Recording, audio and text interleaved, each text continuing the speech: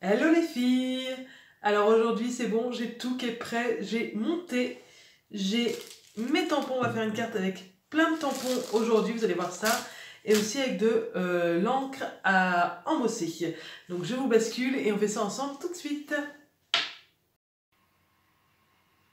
Donc je passe en voix off parce que c'est quand même plus pratique, comme ça j'ai pu faire un petit montage et vous accélérer les parties qui sont pas hyper intéressantes. Donc là ce que je fais en fait c'est que je sors mes tampons de Noël, tout ce que j'ai, parce que je voudrais en faire un petit montage de tampons et pour ça il faut que je sélectionne quelques tampons qui vont ensemble parce que il y en a qui sont un peu plus dans un style enfantin, d'autres avec un dessin très réaliste. D'autres qui pourraient aller ensemble au niveau du motif, mais par exemple, je sais qu'il y en a un V1 avec une tasse qui était presque aussi grande que le sapin, donc ça n'allait pas au niveau dimension. Donc voilà, donc il a fallu jongler avec tout ça, les styles de dessin, la taille des motifs. J'ai même été piochée dans cette planche de tampons qui est une planche de tampons d'anniversaire, mais dedans il y avait des cadeaux et donc c'était parfait, comme ça j'ai pu prendre les cadeaux pour meubler un petit peu. Donc vous avez des planches de tampons qui viennent d'un peu partout, qui viennent de chez Action, de chez Cultura, la marque je ne sais plus ce que c'est, et des qui viennent de Wish aussi. Donc une fois que j'ai sélectionné tous mes petits tampons, donc je les ai mis de côté et je vais venir les tamponner sur du post-it pour faire des petits caches en fait. Donc là le tamponnage c'est pas grave s'il n'est pas parfait, c'est juste en fait je vais venir détourer ces tampons, vous allez voir pourquoi après.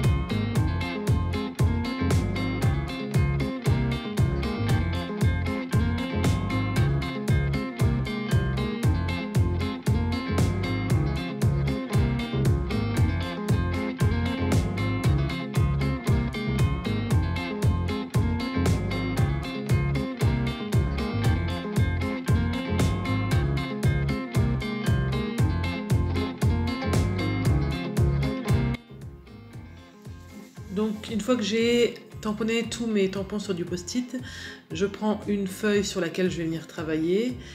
Donc je prévois de la coller sur un fond de carte de papier blanc Action comme je fais tout le temps. Donc les fonds de carte de Action sont de 10,5 par 15.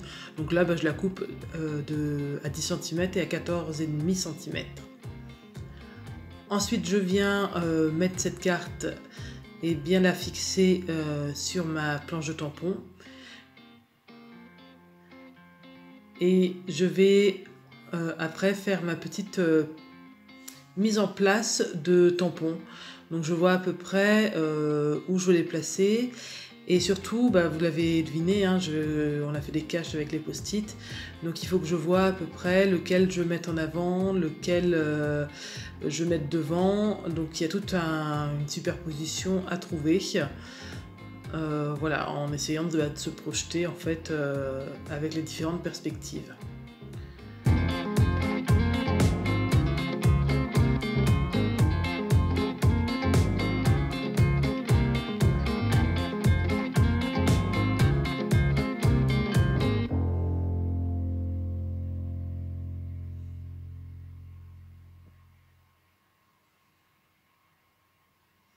Je manipule tout ça, une fois que j'ai une disposition qui me convient, je viens doucement fermer ma planche de tampons. Et en fait, il y a ceux du dessus qui collent automatiquement, donc du coup c'est plus facile. Et ce sera plus facile après pour moi pour retrouver les emplacements des tampons du fond. Je mets bien un petit coup de coussin antistatique, hyper important pour cette carte-là. Et ensuite, je viens tamponner à l'encre Versafine transparente. Alors non, c'est pas l'encre Versafine, je vous dis des bêtises, c'est l'encre à embosser.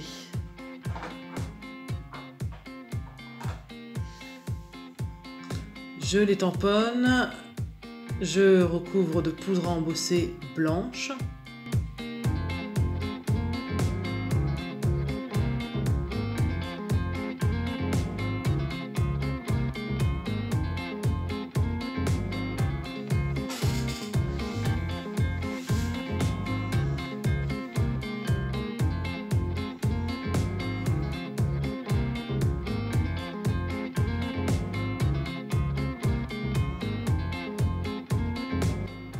Voilà, je vous ai dit blanche, mais non, elle est transparente, hein, la poudre à embosser.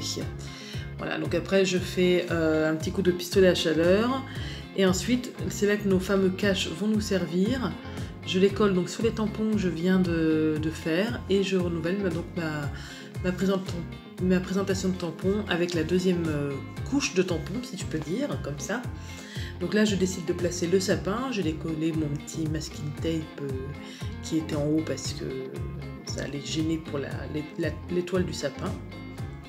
Alors il y a plein de détails, donc je fais bien attention de bien l'ancrer tranquillement avec l'encre et de ne pas en mettre partout sur la planche à tampons bien sûr. Et je renouvelle après l'opération. Voilà, je tamponne avec l'encre à embosser. Je mets de la poudre à embosser transparente. Je fais fondre le tout au heat gun. Et je vais pouvoir recommencer ensuite avec le dernier niveau de tampon. Et recommencer toutes les étapes.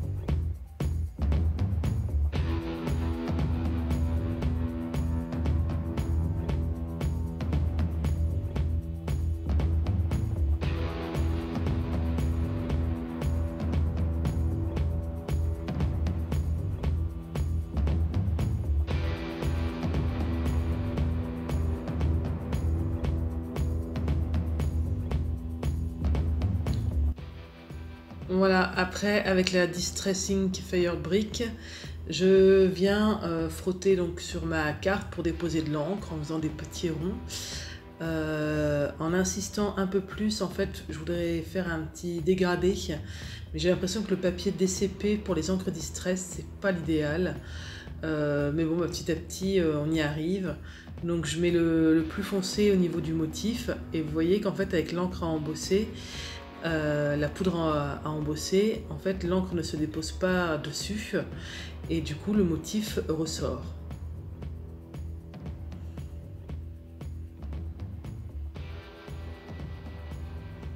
Donc j'ai pris pas mal de temps à faire le fond. Comme je vous ai dit, l'encre Distress a eu du mal à se fondre bien en fait.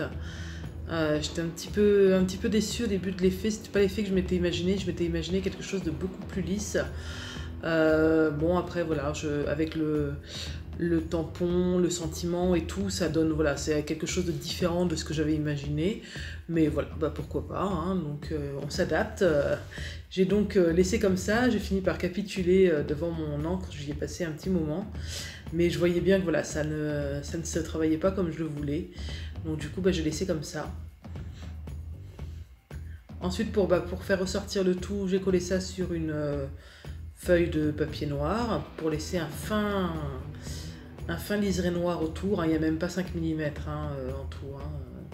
C'est vraiment très fin, mais c'est ce qu'il faut. Je voulais pas trop que ça soit épais parce que ça reste quand même une carte de vœux, donc bon, le noir, il faut vraiment y aller, faut que ça soit le bon dosage. Ça peut être vraiment très joli, hein, mais il faut faire attention. Il faut absolument que ça soit rehaussé, soit avec du doré ou de l'argenté, enfin voilà, des couleurs très vives. Donc j'ai tamponné mon tampon que j'ai embossé en noir sur du papier normal, voilà, que j'ai découpé en rond avec un dies et voilà, pour donner un petit peu de vie et apporter un petit peu de couleur quand même. À nouveau, je me sers d'un vieux bloc de chez Action et je récupère ces deux petites feuilles de houx qui vont venir encadrer mon sentiment, et je trouve que ça finit vraiment la carte. Le sentiment, voilà, pour le donner apporter un petit peu de volume à cette carte, je le colle avec une mousse 3D un petit peu épaisse. Et voilà, la carte est finie, j'ai plus que les petites feuilles de houx à coller. Voilà, donc je trouvais ça intéressant de jouer avec les tampons, mais pas de manière habituelle, en les détourant, tout ça. C'était voilà, juste les tamponner de façon transparente. Je trouve que c'était sympa. Je colle le tout ensuite sur une base de cartes de chez Action. Je vous l'ai dit tout à l'heure, vraiment, je fais la pub, j'en parle à chaque fois, mais vraiment, je ne travaille quasiment qu'à partir de ça.